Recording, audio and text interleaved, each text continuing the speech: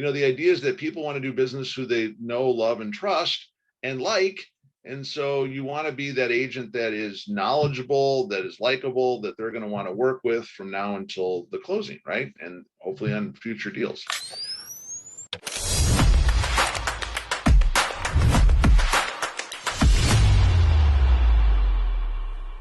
All right, now let's talk about helping buyers to get prepared to buy. So, there's this flow to the process, kind of a flow chart, if you will, you can see here. First they need to decide that they want to buy or understand why buying is better than renting. Then, you're going to spend some time with them on the phone or individually, maybe over a cup of coffee, kind of doing a strategy session, get to know session, if you will. Work with them on getting pre-approved, helping them with their search, finding that perfect home, or one that's darn close based on their budget. And then, of course, submitting the offer and getting to a successful closing. Well, obviously, getting the contract or purchase agreement signed, and then getting to a closing. So what we're going to cover in more detail is managing their expectations and educating them. It's really important to educate them on the process because they've never done this. Now, you may be newer as well, which is why we're training on this, but the idea is that after you've done this, 10, 15, 50, 100, or hundreds of times, it'll be second nature, but you always have to remember the people you're working with are brand new and have to be, handheld through the process. So if you can give them some good information up front so they know what the expectations are, the process goes a whole lot smoother. Getting them pre-approved with different programs, we'll talk about that because, of course, they can buy all they want unless they have the cash to buy. They're going to have to get a pre-approval at some point. Now, in the past, people used to find a house, get excited, get pre-approved, 2 days later, submit an offer, and then get it all done. Well, those days are done. But if you're not ready with a pre-approval, there's a really good chance someone else is going to jump ahead of you and get the deal done. So always go in prepared. And then we'll talk about the property search, what to do and not to do, offers, which of course is going to be more for you as the agent, but also some things that you'll want to educate them on how the process is going to flow when making offers. And I said offers with plural because you may not just write one offer and get it done. I think as we get closer to the buyer's market that we may enter tipping our toe into after we go through this neutral market, then it might be just one offer and done. Just you and the seller negotiating, not fighting with other buyers. And then, of course, there's the all-important inspection when necessary and when that's possible to make your offer still stand out. The appraisal process, a lot of which we can't control, but it's important to kind of understand that that's another little hiccup in some points or another checklist that has to be done. And then lastly, the clear to close, when we know we're just days away from closing, and making sure everything is set up as far as the different services for that buyer as they're entering into and getting ready to move into their new home. And then, of course, one of the other things that we have to do before it's all finalized is a final walkthrough. And of course, the closing or settlement meeting, as some people call it. I always think that's funny because I don't know why they don't call it closing anymore, but some states and some areas, they call it a settlement meeting, not an actual closing, which is all good. All right, so let's go through and talk about managing their expectations and what to do to educate them on the process. Well, so the first thing I want you to kind of get perspective on is if we go all the way back to May of 2008, where we were at as far as our inventory levels before the crash, we had interest that was around 5.5% to 6%. Sounds familiar, right? But they had 10 months of inventory. And what does that mean? When you hear these inventory numbers, that means if no new listings were to enter into your market, your area, and every buyer was to just simply buy what was remaining on the shelves, if you will, before it becomes zero, it would take 10 months typically to go to zero. Now, we never wanted at zero, but the fact of the matter is that gives us the kind of the supply and demand type of thing. Now, fast forward to today, we have less than 2 months of inventory here in the Twin Cities area. Now, it's going to be different in different areas, But that driving force of the market demand on the lack of inventory is really what's making this neutral market more of a strong neutral market. We've definitely seen some changes in the way that offers are being submitted, how long it's taking to sell properties, how long days on market, if you will.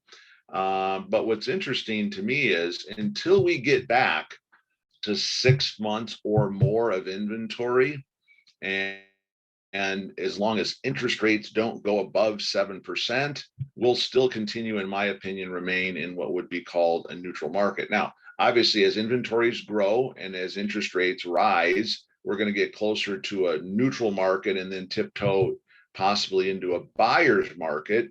And that's, of course, what happened back after the crash. Everyone was basically, hibernating for a year or two. And then about 2010, 2011 is when stuff started moving back on the market again. People were now starting to buy again, but it was 100% a buyer's market at that time. People were picking up homes that today, get this, I'm just working with a seller who's going to be selling a rental property here in the next couple of weeks, putting it on the market. He bought it for $90,000. He's held it since 2016, where we kind of entered the start of the seller's market and the end of the buyer's market, again, here in the Twin Cities in Minnesota. And he'll sell that house for $230,000 to $240,000.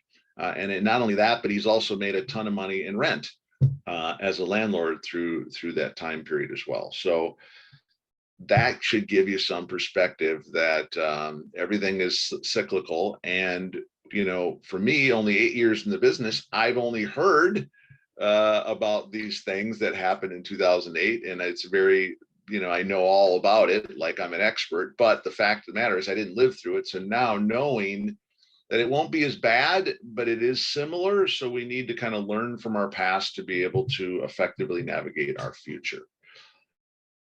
All right. So the first thing that I would do in working with your client is figuring out what their monthly budget is. People always say, oh, well, I want to go up to 350,000. Well, what does that mean? They're not going to pay cash. So if they're not going to pay cash, what it really means is what is their monthly payment amount that they can afford? And then we're going to match that up with their debt, their income, obviously their credit score, and get them pre-approved so that ultimately the lender will tell you, you can be approved now up to X, which will, let's just say 300. But maybe they want to stay around in that 250 range because they can then go higher than they want to still be able to win an offer. They want to be able to be more conservative. They don't want to be house poor, if you will, and go right to the very top of what they can afford on paper. And so those are important conversations to have up front, because there's no reason at all you should be wasting time looking at stuff that's 400,000 and 500,000 when they can't afford it, or wasting time with stuff that needs way too much work that's only 200,000 if they're in that $300,000 price range. And then part of that conversation is going to be talking about, their dreams and their deal killers. Their dream things are, things like big backyard, it's fenced in, that they have an ensuite on the owner's bedroom, or a walkthrough, which gives them kind of an access like it's their own owner's suite. It might be that they want an unfinished basement so that they can build it out their own way and not have to pay more, so that there's some sweat equity that they can put into it. It might be like in Minnesota, attached or detached garage. I got to tell you, in working with my wife and talking about future homes, and in the one that we're in now, a detached garage, which is typically an older home, was absolutely a deal killer. There's no way she's going out in the weather. She wants to go right from the mud room, laundry room, to the garage, into her car, and off she goes. If it's raining, snowing, or even hot, it's just, a detached garage for her was a deal killer. And for me, I'm like, yeah, okay, I get it. But for some people, now just listen to what I said, the one, if it's going to be two people buying, significant others, partners, married couple, whatever, there's going to be different deal killers for those. Now, the sad truth is, what people always joke about, but you got to understand the dynamics of it, is that 80% of the buying decisions are typically going to be made by the female involved in the process. Now, I know that sounds weird, and I'm not trying to be sexist. It's just what it is. They tend to care a whole lot more than the guy does. And so therefore, if you got to err on the side of who you're going to listen to on what's really important, you probably are going to go with the female involved in that. Now, I know in different things, because of different dynamics, that's going to change. So you're going to have to be a good investigator and a good, just you're going to have to uncover what is really going to be important, like who's going to kind of quote unquote rule the roost or steer the ship, if you will. Because there is always going to be one. So you want to try and cater to everyone, especially even sometimes the kids are involved.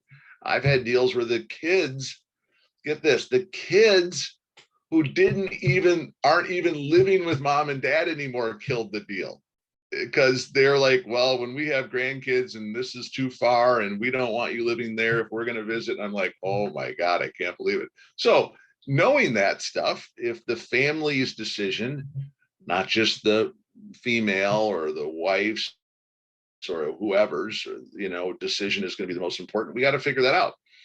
So find out by asking good questions, taking good notes, start what I call a dossier so that you know exactly what they're looking for. And that way you can help them, especially as we get like 5 to 10 into the showings, of how not to waste any more of their time or your valuable time.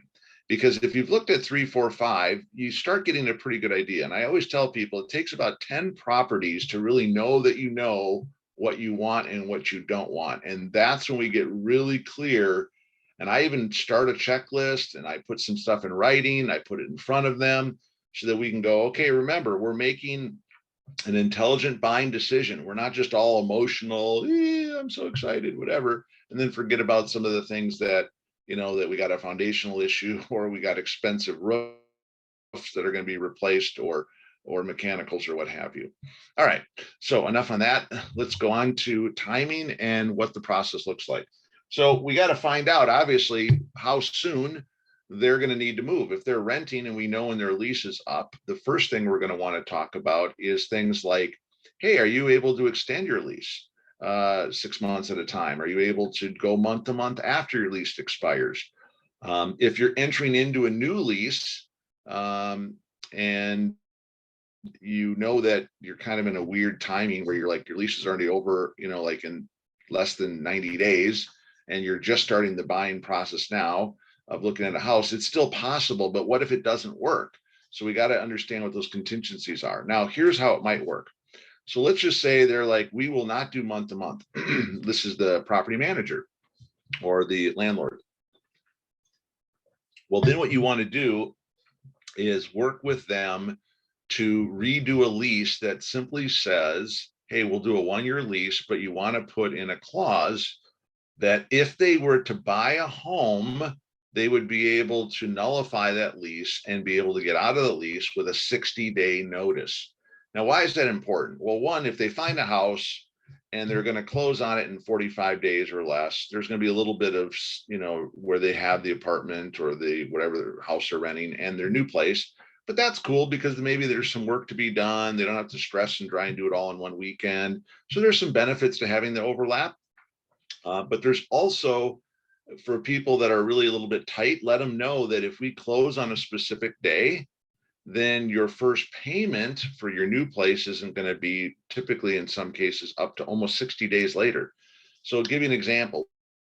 Let's just say today is June 22nd and we're looking at a place and we're excited and we want to set a closing date, and we're going to set the closing date not for July 31st, which is a doable closing date. We're going to do it for August 2nd.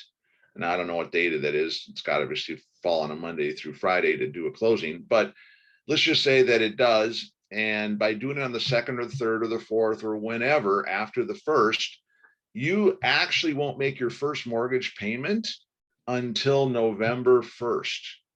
Okay, so get that.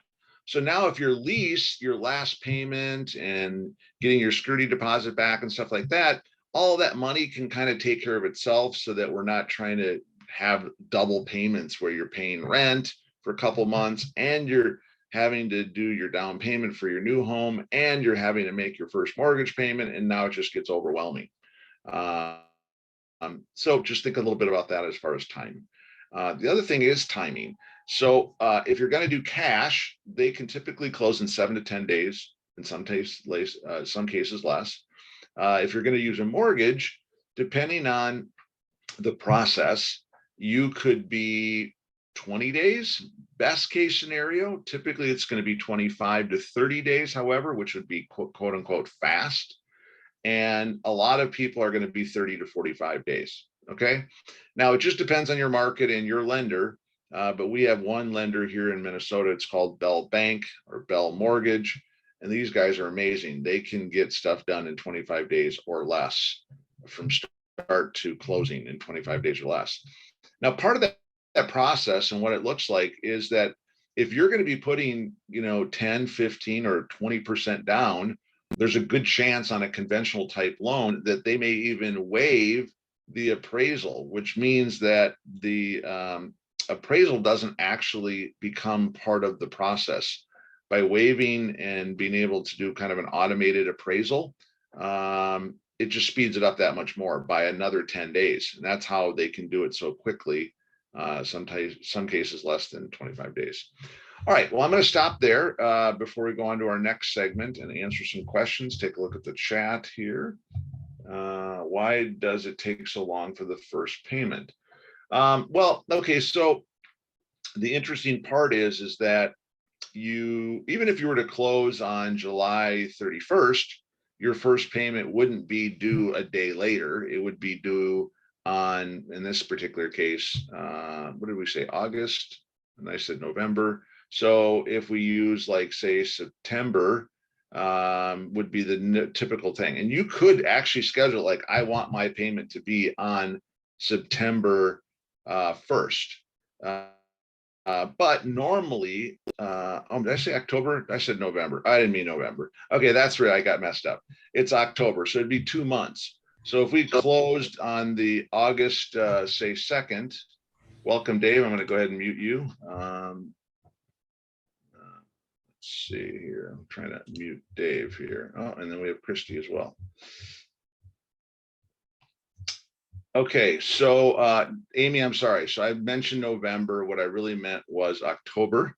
And so it's typically going to be up to 60 days. So if we were going to close on the, say, the 4th of August, that first payment wouldn't be due until October 1st.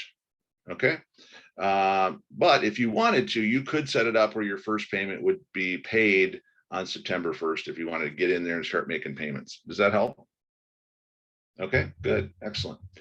All right, then let's move on. Any other questions? You can go ahead and unmute yourself if you have other questions. No, all right, super. All right, well, let's go on then. Let's talk a little bit more about managing that process. So we've kind of talked a little bit about that. So this would be kind of a graphic, something that you could use. This could be saved as a PDF. I can send this to you. There's different versions of this. Not everything in here is necessarily going to fall in line with what you're doing, but it at least gives you some idea of the flow chart. And people want to know what's next so that there's not that nervousness through the process. So we've talked so far about the consultation. We've talked a little bit about getting this pre-approval done and what that's going to look like as far as our payment. Now we're going to start talking about researching the property and the different valuations, and then we'll talk more about the negotiation and getting through the rest of this. But this is just a nice little graphic that I found that I think really helps people understand all the way from wiring their funds or getting the certified check to getting the keys to the closing to the high fives and hugs, and of course maybe even doing a yearly client appreciation event where they would be invited and participate in that. All right, so let's go on now and talk about the pre-approval process.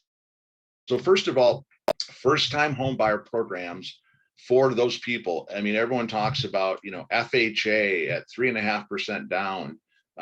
There's even better programs than that. Like literally, if you qualify where you don't make too much, your credit score is good enough, and you don't have too much crazy amount of debt to income ratio, through these down payment assistance programs, you could literally buy a house for under $2,000 out of pocket. So we'll talk more about that. Through Minnesota Housing, down payment assistance, there's a number of other programs. We're obviously all very familiar with, conventional versus, FHA, which we'll talk about the differences. And then, of course, also VA loans for those people that have served in the military, a great opportunity as well for those to do zero down. And then there's even more. There's other opportunities. We could, take a look at doing it on a contract for deed. So we'll talk a little bit about that. All right. So first of all, first-time home buyers, yes, they can qualify for 3.5% down FHA, no problem, with a decent credit score. When I say decent, I'm talking about over 620. Most lenders can get that done. 640 is another milestone that gives them a better opportunity, and based on debt to income, to start looking at conventional. 660 for sure. Now they can start doing conventional.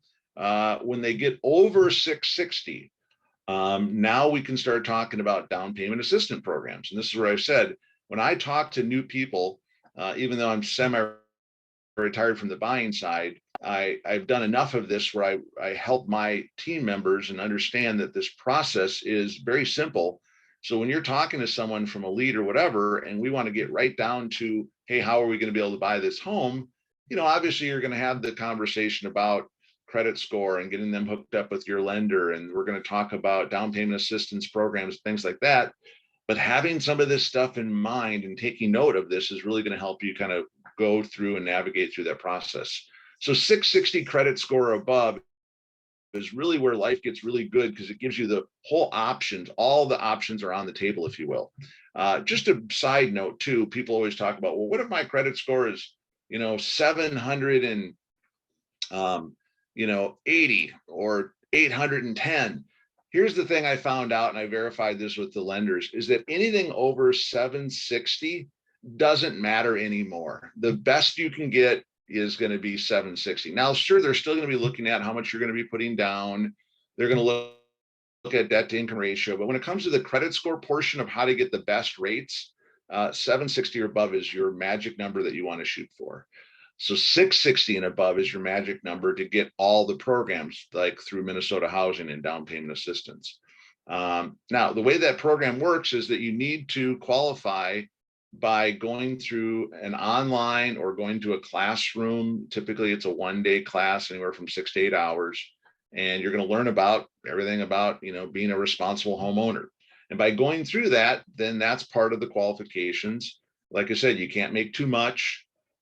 They're also going to look at your debt to income ratio, can't be too crazy, because on some of those, that's where people with a lot of debt and not great credit are going to end up being able to do FHA with 3.5% down. But 3.5% down, figure that on if we use a $300,000 house, they're still going to have to come up with over $10,000. Well, on this type of a program for under $2,000, and I'm talking about $1,000 of their own money, some appraisal money, some home inspection money, some other ancillary costs. $2,000 can put them into a new house. Now, of course, they can't go for a crazy expensive house because they have limits as well. And I think the limit is now about $370,000 or less for the home that you can buy on these programs. So you can't be doing this with a $500,000 house, if you will. All right. Conventional versus FHA. So the big thing about conventional that people like to see, especially when you're working with the listing agent and sellers, is the conventional loans that people are putting typically 5, 10, 15, 20% down or more are going to be stronger loans. There's a much greater likelihood that there's going to close and there's not going to be hiccups.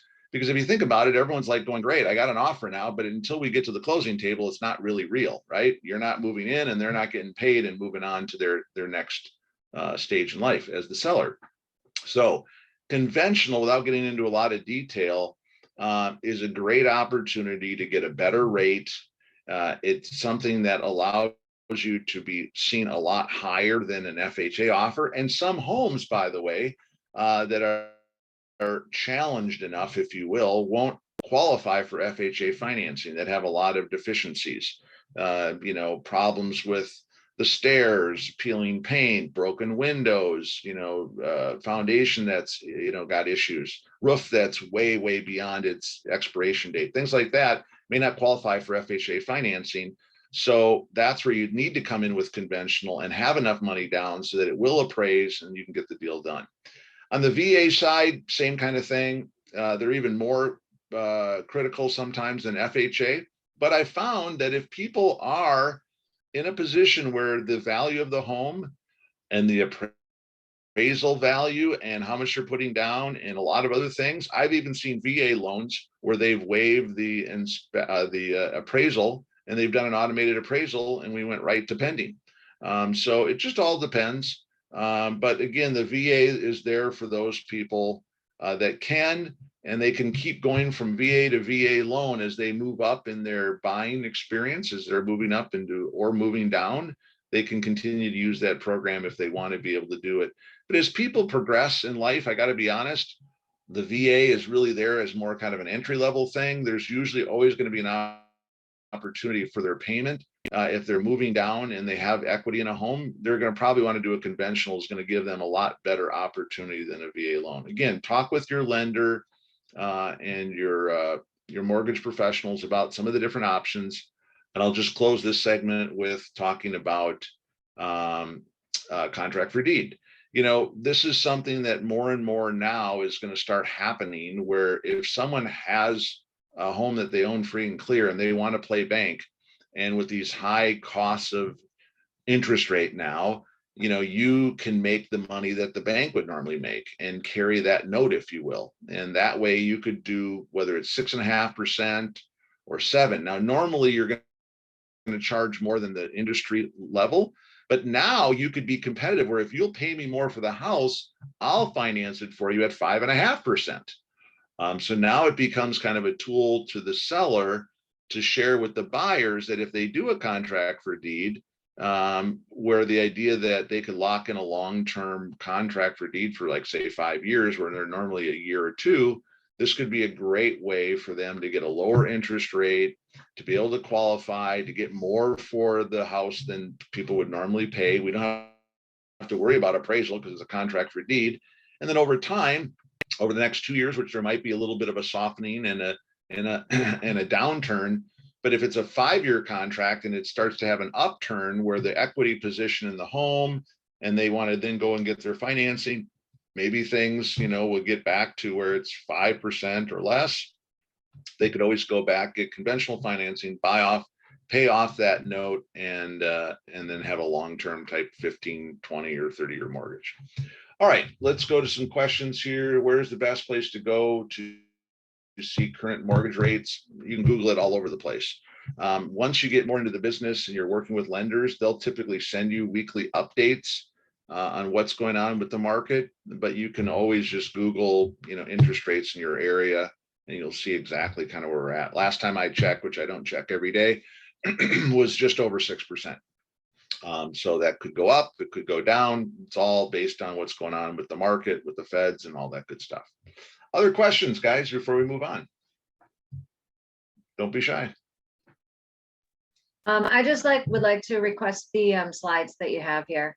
Absolutely. They're always available on on Wealth Building Wednesday. You can go to the WhatsApp group, or you can go to lookandlisten123.com and get any of these slides.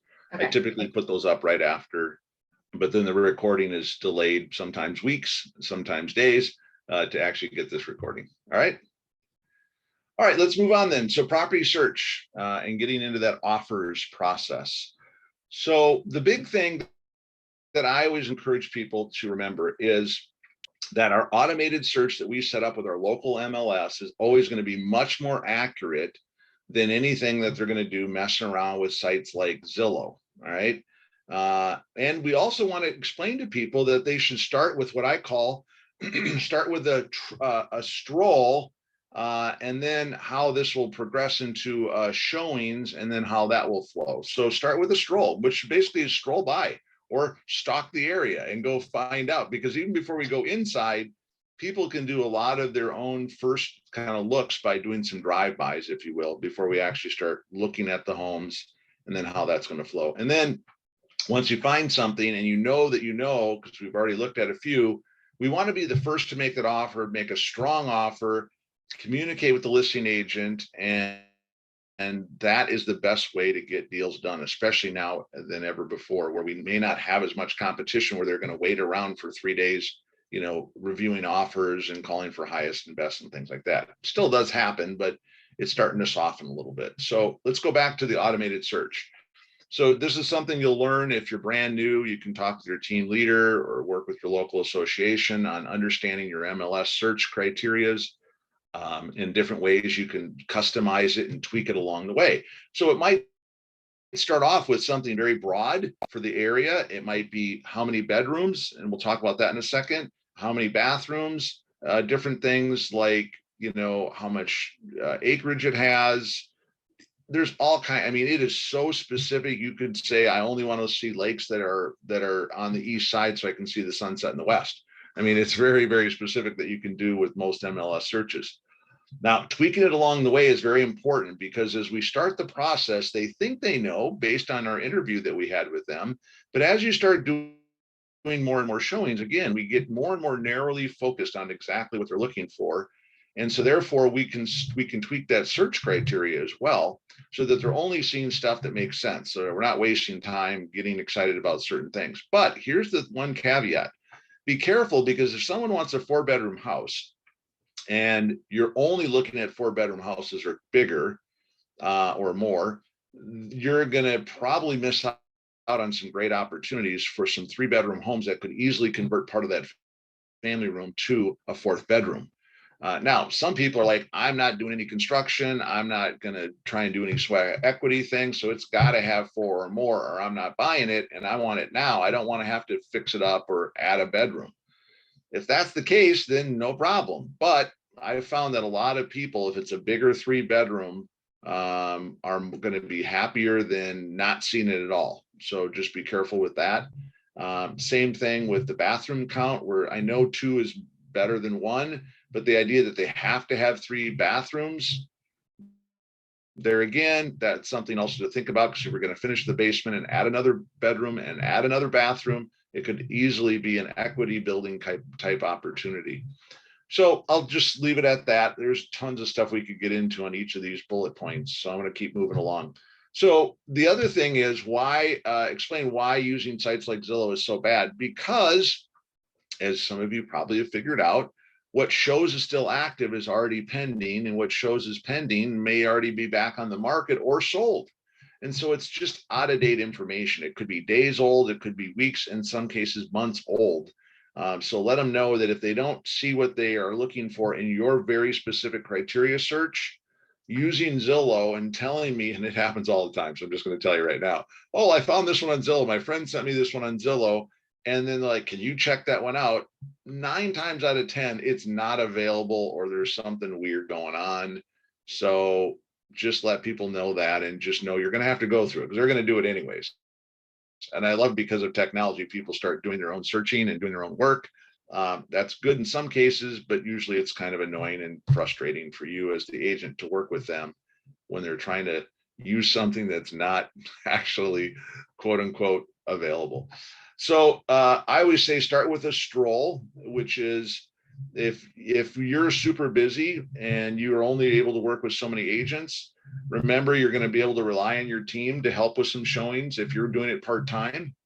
But in the meantime, to get them engaged in the process, so because a lot of times they can't actually do any major showings until the weekend, or maybe for you, maybe at night.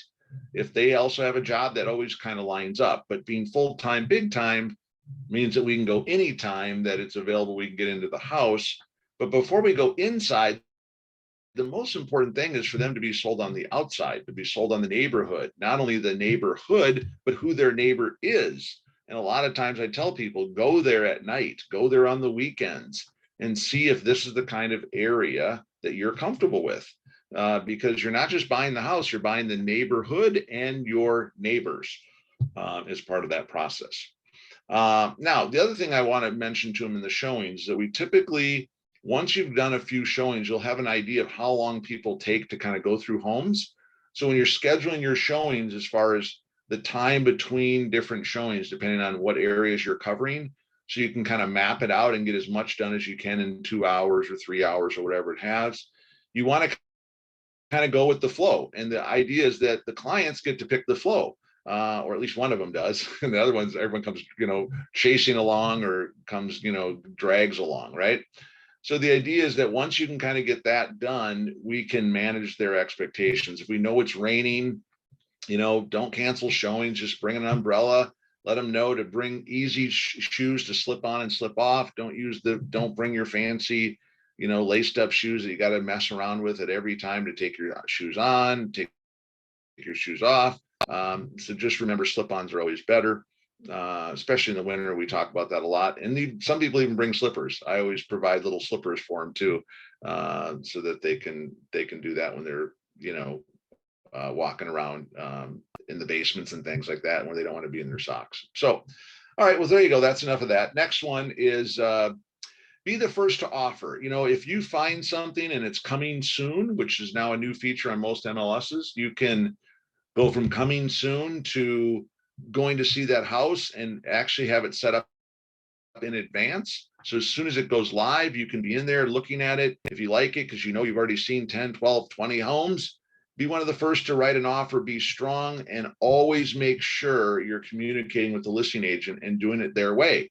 So if they're saying write an offer recap, if they're saying closing on a specific date, then don't pick some other date. And if it doesn't work, talk with them about the other possibilities. Like, I love these people when it's conventional only, but then they write FHA offers. So don't be that agent. Definitely communicate, and make a friend. The idea is that people want to do business who they know, love, and trust and like. And so you want to be that agent that is knowledgeable, that is likable, that they're going to want to work with from now until the closing, right? And hopefully on future deals. All right, next one. Let's talk about inspection and appraisal process. Line up your inspectors in advance. If you already know you're starting to do some looking with your clients, have a couple appraisers in your back pocket, meaning speed dial, in your phone that you've interviewed and talked to, and talk with your team leader and others on your team about inspectors that they're using, so that you can get a referral or establish a new relationship with a new inspector. Because the sooner you do that, the easier it is to be able to, if you're going to do an inspection and someone's new and nervous because they don't want to have any big gotchas, you're going to want to make sure that they can get out there very quickly. Now, there was a time when it was really tough, but things again are changing. So getting out there in a couple days and doing a 3 or 4 day inspection contingency is pretty doable now, where before people used to default to 10 days. Well, most people weren't even getting inspections to get considered on an offer. And so what a lot of people were doing is they were doing what's called walkthrough inspections, where that inspector, instead of charging them $400 or $500, might charge them a couple $100 and just do a quick hour or hour and a half. You'll have to get authorization from the listing agent to do this.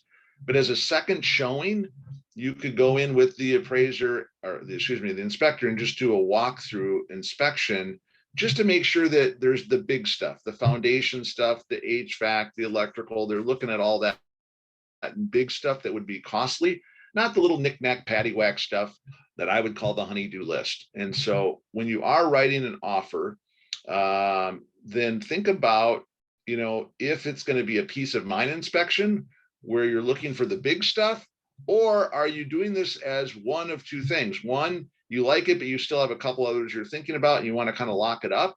And then after that inspection comes back, if there's enough stuff, that you're going to try and renegotiate the deal.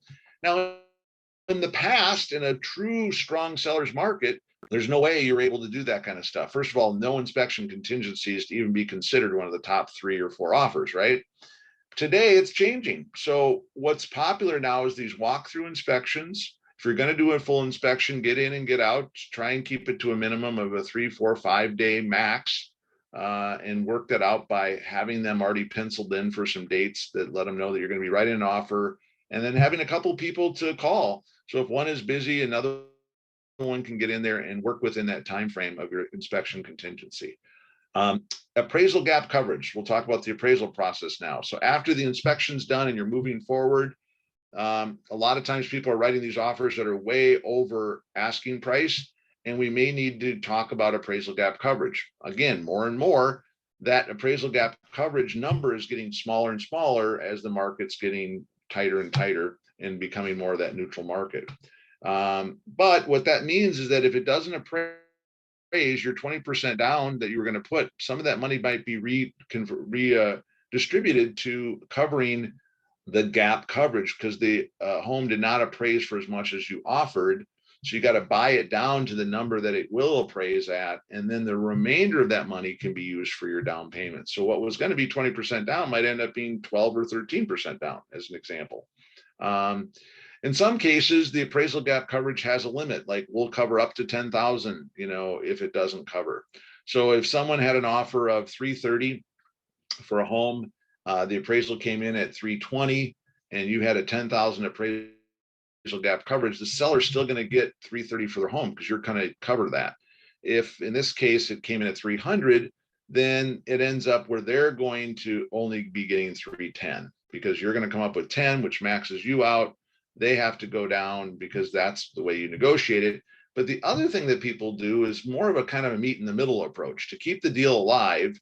The seller typically will reduce the amount of the sale price of the home, and the buyer is willing to come up with some more money at closing to be able to keep the deal alive. That's typically what's happened in the past, and I think we're going to be seeing more and more of that in the future. The appraisal gap coverage will go away, but then if it doesn't appraise, what do? Well, you'll probably then do a meet in the middle discussion, because if you can't get financing, listen to me close. If you can't get financing the way most PAs are written, you can get out of it and get your earnest money back. But it's got to be done before we get into that clear to close time period, which we're going to be talking about right now. And as I said earlier, that sometimes you can skip appraisal altogether and go right to pending if there's enough money going down.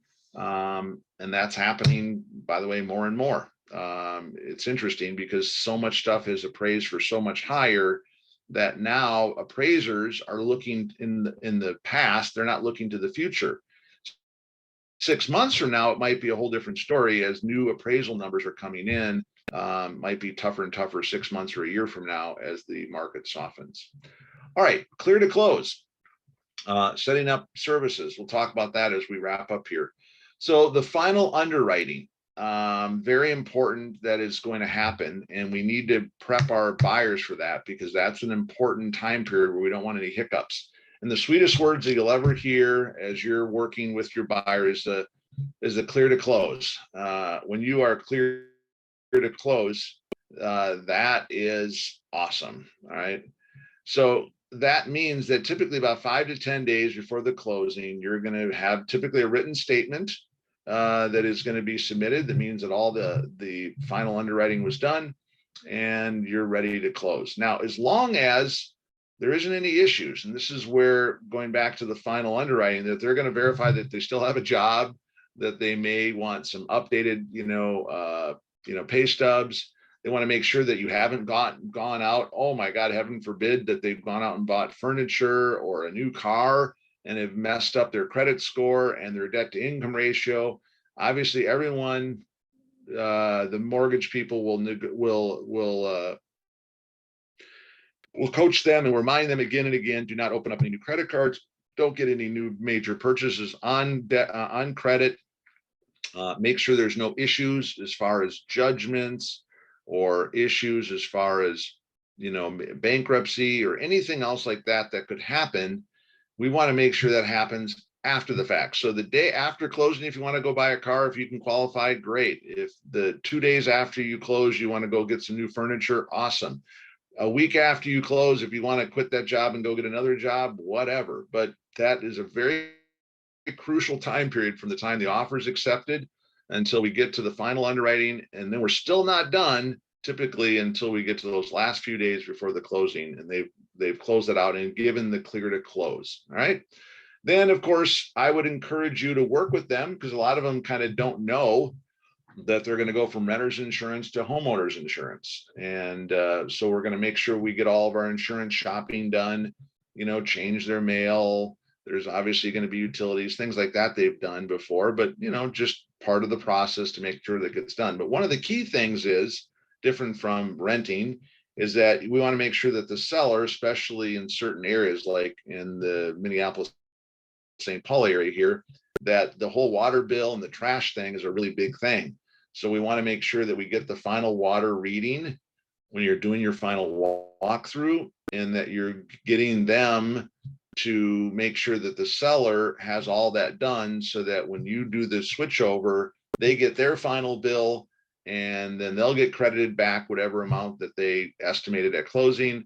And then you'll be getting from this day forward, that will be your bill, so that you're not overpaying for water that you're stuck with, because water goes with, and so does trash now in some cities, goes with the property. Unlike an electric bill or a cable bill that wasn't paid, that's on the previous owner. It goes with them, not with the property.